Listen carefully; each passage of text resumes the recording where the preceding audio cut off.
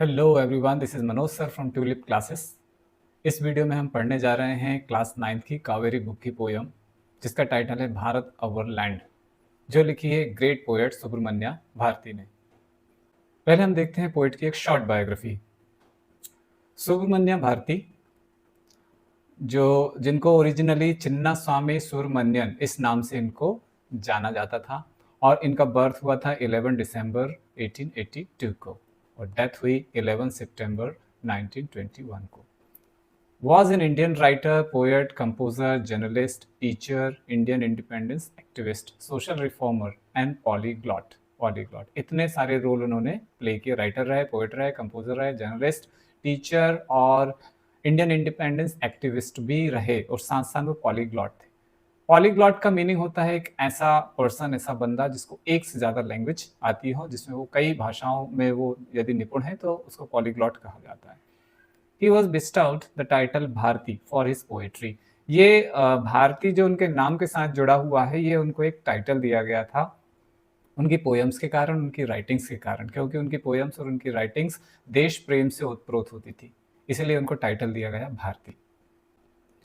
He is popularly known by his title Bharti और Bharathiyar and also by the other title महाकवि भारती। दूसरा उनको नाम दिया गया था महाकवि भारती, उनको भारती या भारतीयार भी कहा जाता था, और दूसरा नाम था उनको जो टाइटल दिया गया था वो था महाकवि Bharati, the great poet Bharati, ये उनको टाइटल दिया गया था। His works include patriotic songs composed during the Indian independence। तो जो राइटिंग उन्होंने की है उनमें खास तौर से पेट्रियोटिक सॉन्ग्स भी इंक्लूडेड है, जो जब इंडियन फ्रीडम स्ट्रगल जब चल रहा था उस टाइम पर उन्होंने कुछ पेट्रियोटिक सॉन्ग्स भी लिखे। He fought for the emancipation of women, महिलाओं की मुक्ति के लिए भी उन्होंने संघर्ष किया, and advocated reforms of the society and religion, और इस बात का वो सपोर्ट करते थे कि रिफॉर्म्स की ज़रूरत है सोसाइटी में भी और रिलीजन में भी, सोसाइटी में और धर्म में सुधार की जरूरत है, इस बात को वो सपोर्ट करते थे। अब आगे हम देखते हैं कि जो पोएम्स होती हैं उनके कई टाइप्स होते हैं, कई वैरायटी की पोएम्स होती है। पोएम्स होती हैं लिरिक के फॉर्म में, नरेटिव के फॉर्म में, एपिक के फॉर्म में, ballad, sonnet, free verse, haiku, ode, elegy, limerick, acrostic and blank verse. जो पोएम अभी हम पढ़ने जा रहे हैं वो लिखी हुई है ओड के फॉर्म में। हम देखते हैं कि ओड क्या होता है, पहले ओड की डेफिनेशन देखते हैं, फिर हम पोएम का एक्सप्लेनेशन देखेंगे। Ode is a type of poem that expresses praise, admiration or deep respect for a person। Ode एक टाइप की ऐसी पोएम होती है जिसमें किसी की स्तुति करी जाती है, किसी की प्रशंसा करी जाती है, उसको एडमायर किया जाता है या उसके लिए डीप रिस्पेक्ट दिखाया जाता है। एक डिवोशनल कह सकते हैं, डिवोशनल टाइप की पोएम होती है, जो किसी पर्सन के लिए भी हो सकती है, किसी चीज़ के लिए भी हो सकती है, और किसी आइडिया, किसी विचार के लिए भी ये हो सकती है। It is usually serious and thoughtful in tone. Serious और थॉटफुल टोन में इस टाइप की पोएम्स को लिखा जाता है। इनमें गहरे फिलोसॉफिकल आइडियाज भी हो सकते हैं। कुछ फेमस एग्जांपल्स ओड्स के हमारे पास हैं। Ode to nightingale, John Keats की ये पोएम है, बहुत शानदार पोएम है, आपको पढ़ना चाहिए। Next ode to Grecian urn, ये भी जॉन कीट्स की पोएम है। Ode to Psyche, John Keats. Ode to autumn by John Keats. Ode to duty by William Wordsworth. Ode to the west wind, one of the famous odes in English literature. P B. Shelley के द्वारा लिखी हुई ode to the west wind, okay ये repeat हो गया है, PB. Shelley के द्वारा लिखी हुई। टू अ स्काईलार्क, ये भी पी.बी. शैली के द्वारा लिखी हुई एक ओड है। शुरू करते हैं हमारी प्रेजेंट पोयम, जिसका टाइटल है भारत अवर लैंड। ओड के फॉर्म में है क्योंकि ये पोयम जो है पोएट ने डिवोटेडली लिखी हुई है, हमारे देश के प्रति समर्पित है ये पोयम। उसमें देश का गुणगान पोएट ने किया है, इसलिए ये एक ओड के फॉर्म में ये पोयम लिखी गई है। पोएट का नाम Subramania Bharati. The mighty Himavant is ours, there is no equal anywhere on earth. Mighty, mighty का मीनिंग होता है पावरफुल, या फिर जिसमें बहुत ताकत होती है, पावरफुल। लेकिन यहाँ पर इसका मीनिंग है वास्ट। दो मीनिंग्स होते हैं, एक इसका मीनिंग पावरफुल भी हो सकता है और दूसरा मीनिंग हो सकता है वास्ट, जिसका हिंदी में मीनिंग होता है विशाल। हिमवंत, यहाँ पर हिमालय को पोएट ने कहा है। माइटी हिमवंत इज आवर्स, क्योंकि हिमालय बहुत विशाल है, बहुत बड़ा है। यंग फोल्ड माउंटेन उसको कहा जाता है, जो हमारे नॉर्थ से लेकर ईस्ट तक फैला हुआ है। मेजर पार्ट हिमालय का क्योंकि भारत में है, हमारे देश के अंदर है, इंडिया में है, इसलिए पोएट कहता है the mighty Himavant is hours. हालांकि उसके कुछ पार्ट दूसरे देशों में भी है, जैसे माउंट एवरेस्ट नेपाल में आता है। क्योंकि मेजर पार्ट हिमालय का हमारे देश में है, इसलिए पोएट कहता है the mighty Himavant is ours. There is no equal anywhere on earth, और इसके बराबर पूरी दुनिया में इसके जैसा और इतना बड़ा और इतना विशाल कोई भी नहीं है, पोएट कहता है। The generous Ganga is ours. Next फिर पोएट बता रहा है the mighty river, the longest one, that is Ganga. उसके बारे में पोएट बता रहा है कि जेनरस है गंगा। जेनरस क्यों कह रहा है पोएट? क्योंकि जेनरस का हिंदी में मीनिंग होता है जो उदार हो, जो काइंड हो, जिसके मन में, जिसके दिल में सबके लिए जगह हो, उसको जनरस कहा जाता है। गंगा प्राचीनतम नदियों में से एक है। पुरानी से पुरानी सभ्यताएं इसके किनारे रही हैं। उसने सपोर्ट किया है लोगों की लाइफ को। और यदि हम कई रिलीजियस स्क्रिप्चर्स को, हिंदुइज्म के स्क्रिप्चर्स को पढ़ते हैं, तो बहुत पुराने जो स्क्रिप्चर्स हैं उनमें भी इसके बारे में पढ़ने को मिलता है। बहुत पुरानी रिवर में से एक है, उसका एक सेक्रेड सिग्निफिकेंस है, इसलिए पोएट उसको जेनरस कह रहा है। क्योंकि इसने कई सिविलाइजेशंस की लाइफ को सपोर्ट किया है। कई सिविलाइजेशंस इसके किनारे बसी हैं, आई हैं और गई हैं, और गंगा अभी भी माइटी गंगा अभी भी उसी तरीके से बह रही है, इसलिए पोएट इसको जनरस कहता है। और पोएट कह रहा है कि ये गंगा हमारी है। पोएट बताने की कोशिश कर रहा है कि हमारे देश के अंदर क्या क्या खास बातें हैं, क्या उसकी खूबियां हैं। Which other river can match her grace. उसका जो ग्रेस है, उसका जो अट्रैक्शन है, ग्रेस का मतलब होता है अट्रैक्शन, आभा। तो पोएट कह रहा है उसका जो ग्रेस है वो कोई दूसरी भी रिवर जो है वो उसको मैच नहीं कर सकती, उसके बराबर, उसके अट्रैक्शन के बराबर ऐसी कोई भी नदी नहीं है जो गंगा के इक्वल आ सके, जो गंगा के बराबर हो। The sacred Upanishads are ours. Next अब पोएट बता रहा है उपनिषद के बारे में। क्या है उपनिषद? ये रिलीजियस स्क्रिप्चर्स हैं हिंदुइज्म के। हिंदुइज्म में खास तौर से टॉप प्रायोरिटी दी जाती है वेदास को, और उसके बाद उपनिषद को। 100 से ज़्यादा उपनिषद के बारे में कहा जाता है और बताया जाता है कि उनमें गहरी लाइफ की फिलॉसफी है। रिलीजियस फिलॉसफी होने के साथ साथ उसमें ज्ञान की गहरी बातें उनमें लिखी हुई हैं। और इसके बारे में कहा जाता है कि पूरी दुनिया में उपनिषद को एक खास स्थान दिया जाता है। उपनिषद केवल धार्मिक किताबें नहीं हैं, वो फिलॉसफीज हैं, गहरी फिलॉसफीज हैं। The sacred Upanishads are ours. तो एक हमारा ऐसा देश है जहां पर कि सैक्रेड, पवित्र उपनिषद लिखे गए, जिनमें बड़े ज्ञान का भंडार भरा हुआ है। What scriptures else to name with them? तो शायद पोएट कहता है कि दूसरे शायद ही कोई ऐसे स्क्रिप्चर्स होंगे जिनकी बराबरी उपनिषद के, जिनको उपनिषद के बराबर रखा जा सके। What scriptures else to name with them? ऐसे कौन से स्क्रिप्चर्स हैं जिनको इस तरीके से नाम दिया जा सके, जो उपनिषद के इक्वल हो, जो उपनिषद के बराबर हो। पोएट क्वेश्चन के फॉर्म में ये बातें प्रेजेंट कर रहा है। This sunny golden land is ours. Poet Bharat भूमि को सनी गोल्डन लैंड कह रहा है। क्यों ऐसा कह रहा है? क्योंकि यहाँ पर पोएट कहना चाह रहा है कि ये सूर्य के आभा से चमकती हुई धरती जो सोने के समान दिखाई देती है, अपना प्यार और डिवोशन बताने की कोशिश कर रहा है पोएट इस तरीके के शब्दों को यूज करके। This sunny golden land is hours, she is Peerless, let's praise her. She, poet ने जो यूज किया है वो देश के लिए यूज किया है। इंग्लिश में देश के लिए जनरली जो प्रोनाउन यूज किया जाता है वो शी यूज किया जाता है, उसको एज फीमेल फिगर लिया जाता है, इसलिए यहाँ पर पोएट शी वर्ड का यूज कर रहा है भारत के लिए। She is Peerless. पियरलेस का मतलब होता है, पियरलेस का मतलब होता है अनमैचेबल, जिसके जैसा दूसरा ना हो, या फिर इसको कहा जा सकता है यूनिक। पोएट बताने की कोशिश कर रहा है कि जो हमारी भारत भूमि है वो यूनिक है, इसके जैसा, इसके इक्वल दुनिया में कोई दूसरा देश नहीं है जो उसकी बराबरी से खड़ा हो सके। क्यों? क्योंकि यहाँ पर माइटी हिमालयाज हैं, यहाँ पर जेनरस गंगा है, यहाँ पर सैक्रेड उपनिषद लिखे गए हैं, और स्क्रिप्चर्स ऐसे हैं जो अनमैचेबल है, जिसके इक्वल दूसरा नहीं है। पोएट कह रहा है कि ये सनी गोल्डन लैंड है, जहाँ सूर्य भी अपनी आभा से इसको प्रकाशित करता है। और पोएट कहता है कि ये इसलिए इन बातों के कारण जो भारत भूमि है वो पियरलेस बन जाती है, हमारा देश यूनिक बन जाता है, इसलिए हमको इसकी स्तुति करनी चाहिए। पोएट कहता है लेट्स प्रेज हर, इसलिए हम इसकी स्तुति करें। पोएट आगे कहते हैं Gallant warriors have lived here.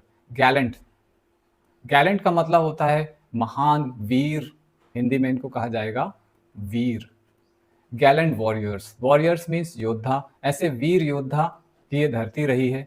यदि हम पास्ट में स्टडी करते हैं, यदि हम पढ़ते हैं मौर्यन एम्पायर के बारे में, यदि हम देखते हैं गुप्ता पीरियड, तो हम पढ़ेंगे कि ग्रेट वॉरियर्स, ग्रेट किंग यहाँ पर रहे हैं।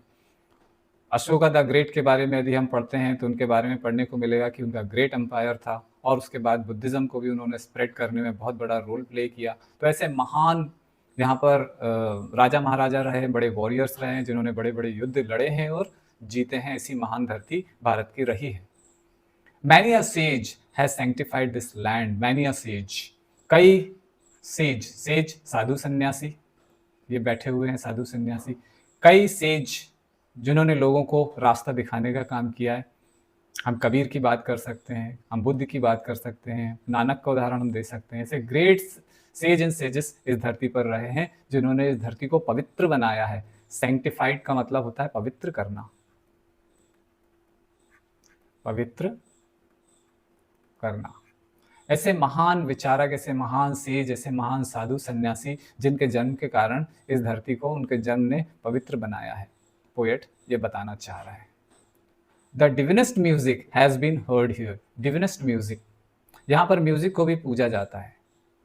हमारा देश जहाँ तानसेन जैसे महान संगीतकार हुए हैं और बैजू बावरा जैसे भी संगीतकार हुए हैं, और जहाँ पर म्यूजिक को एक साधना के रूप में लिया जाता है और अलग ही इसको नाम दिया जाता है जिसको कहा जाता है इंडियन क्लासिकल म्यूजिक, जिसमें इतनी गहराई है। ये भी देखा जाता है कि कौन सा राग किस समय पर और किस ऋतु में गाया जाए। इतनी महान रिसर्च म्यूजिक के बारे में भारत भूमि पर लोगों ने यहाँ पर की है। इसलिए पोएट कहता है the divinest music has been heard here, divinest जिसका संबंध गॉड से हो, डिवाइन से बना हुआ डिविनेस्ट जिसका संबंध ईश्वर से हो। म्यूजिक को भी हम ईश्वर से जोड़ते हैं, भक्ति से जोड़ते हैं, उसको एक तपस्या के जैसे यहाँ पर लिया जाता है। The divinest music has been heard here, तो पोएट कहता है डिविनेस्ट म्यूजिक जिसको यहाँ पर सुना गया है, इसलिए भारत भूमि महान है, पोएट कहना चाह रहा है। And here all auspicious things are found, और जितनी भी अच्छी बातें होती है, जितनी भी शुभ बातें होती है जिनको हम अच्छा मानते हैं, वो यहाँ पर हिंदुस्तान में पाई जाती हैं। हमारी धरती पर शुभ चीज़ें पाई जाती है, अच्छी चीज़ें पाई जाती है, पोएट कहता है। यहाँ पिक में दिखाया गया है भगवान बुद्ध यहाँ पर बैठे हुए हैं और वो अपना उपदेश यहाँ पर दे रहे हैं। इसीलिए पोएट कहता है कि जो ग्रेट सेजेस रहे हैं उन्होंने इस धरती को सैंक्टिफाई किया है। बहुत सारे एग्जाम्पल्स हैं हमारे पास बुद्ध का एग्जाम्पल है, हमारे पास महावीर का एग्जाम्पल है, हमारे पास नानक का एग्जाम्पल है, हमारे पास कबीर का एग्जाम्पल है। देश और दुनिया में जब भारत के लोग जाते हैं तो कहा जाता है कि बुद्ध की धरती से आए हुए हैं। Here Brahma knowledge has taken root, Brahma knowledge क्या मतलब है ब्रह्म नॉलेज का? ब्रह्म नॉलेज का मतलब है यहाँ पर जो अल्टीमेट ट्रुथ होता है, जिसको हिंदी में कहा जाता है तत्व ज्ञान। ह्यूमन बीइंग का एग्जिस्टेंस क्यों है, उसका सिग्निफिकेंस क्या है, आत्मा क्या है, परमात्मा क्या है, उनका आपस में क्या रिलेशन है, इंसान का जन्म क्यों हुआ है, इन सारी बातों को कहा जाता है ब्रह्म knowledge. Here Brahma knowledge has taken root, और इसकी शुरुआत जिसको इंग्लिश में स्पिरिचुअलिटी भी कहा जाता है, जिसको हिंदी में अध्यात्म कहा जाता है, तो इसकी शुरुआत पोएट कहता है भारत भूमि से ही हुई है। लोगों ने जानने की कोशिश करी है कि हमारा जन्म किस लिए हुआ है, आत्मा क्या होती है, परमात्मा क्या होते हैं, दोनों को आपस में कैसे जोड़ा जा सकता है, हमारा एग्जिस्टेंस क्यों है, इसको पोएट ब्रह्म नॉलेज कह रहा है। और वो कह रहा है कि इसकी शुरुआत, इसकी जो रूट है वो भारत ही है।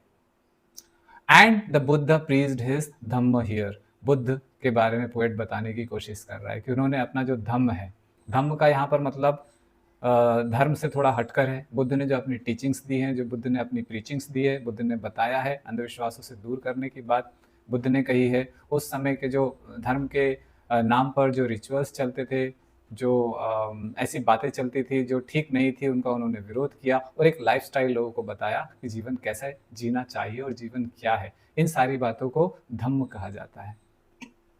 And the Buddha preached his dhamma here, poet कहते हैं कि भारत भूमि को बुद्ध ने चुना है अपने धम्म का प्रचार प्रसार करने के लिए, इसलिए जो भारत भूमि है वो महान है। ऑफ होरी एंटिक्विटी इज भारत, पोएट कहना चाह रहे हैं होरी एंटिक्विटी, इसका मतलब होता है प्राचीन चीजें, बहुत पुरानी बातें, एंशंट, इसका मीनिंग है एंशंट। ऐसी बातें जो बहुत पुरानी और महानता की याद दिलाती है। इन महानताओं से बना हुआ हमारा देश है, पोएट कहता है। एंशिएंट बातों से बना हुआ देश है। प्राचीन से प्राचीन सभ्यताएँ यहाँ पर रही हैं। पूरी दुनिया में पाई जाने वाली जो पुरानी से पुरानी सभ्यताओं में से एक भारत में बसी हुई है। इसलिए पोएट कहता है कि जो भारत जो है वो बना हुआ है होरी एंटीक्विटी से, प्राचीनता से बना हुआ हमारा देश है, इसलिए भारत देश महान है। She is Peerless, let's praise her. Poet बताने की कोशिश कर रहा है कि इसलिए हमारा जो देश है वो कैसा है, वो पियरलेस है। पियरलेस, अनमैचेबल, यूनिक है। पियरलेस का मीनिंग होता है यूनिक, जिसके जैसा दूसरा कोई नहीं है। इसलिए पोएट कहता है कि जो भारत है हमारा, यहाँ पर प्रोनाउन यूज़ किया गया है देश के लिए, वो होता है शी। उसको वो यूनिक बता रहा है, देश को महान बता रहा है, मैचलेस बता रहा है कि कोई दूसरा देश दुनिया में ऐसा नहीं है जो इसके बराबर हो। लेट्स प्रेज़ हर। इसलिए हम आइए, पोएट कहता है, आइए हम इसकी स्तुति करते हैं, इसका गुणगान करते हैं। इस तरीके से पोएम का एक्सप्लेनेशन कंप्लीट होता है। अब हम देखते हैं कि पोएम में राइमिंग स्कीम क्या है और पोएटिक डिवाइसेस क्या-क्या हैं।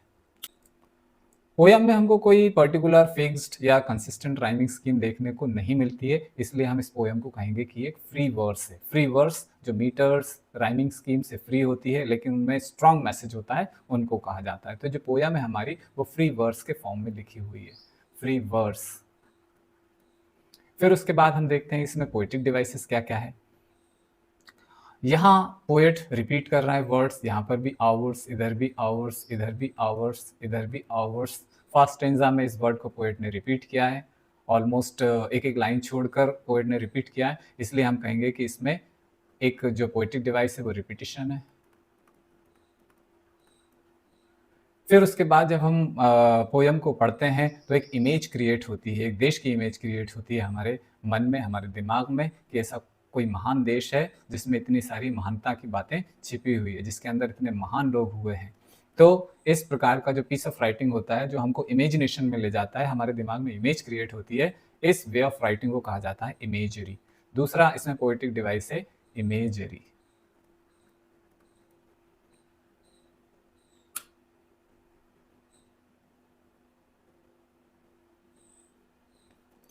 उसके बाद हम यहाँ देखते हैं इस लाइन में, यहाँ पर जो वर्ड्स आ रहे हैं, यहाँ पर भी एच लिखा हुआ है, यहाँ पर भी एच लिखा हुआ है, यहाँ पर भी एच लिखा हुआ है। सेम लेटर रिपीट हो रहा है और साथ साथ उसका साउंड भी आ रहा है, हैज़ बीन, हर्ड, हियर। इस प्रकार से जब सक्सेसिव वर्ड्स या एक ही लाइन में कुछ वर्ड्स एक के बाद एक आते हैं, सेम साउंड रिपीट होता है, तो हमारे पास एक फिगर ऑफ स्पीच, एक लिटरेरी डिवाइस होता है जिसको कहा जाता है एलिट्रेशन। तो यहाँ पर है एलिट्रेशन।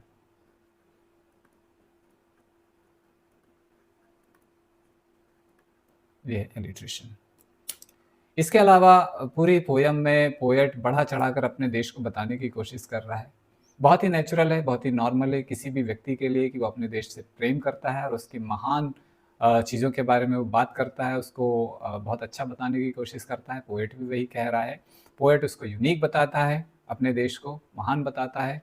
ऐसे ही दुनिया में कई जो देश हैं, वहाँ के लोग भी अपने देशों को महान बताएँगे और बढ़ा चढ़ाकर उसकी स्तुति करेंगे। इस तरीके से यहाँ पर पोएट बढ़ा चढ़ाकर चीज़ों को बता रहा है। इस तरीके के वे ऑफ राइटिंग को कहा जाता है हाइपरबोली। तो इसमें एक पोएटिक डिवाइस है जिसको कहा जाएगा हाइपरबोली।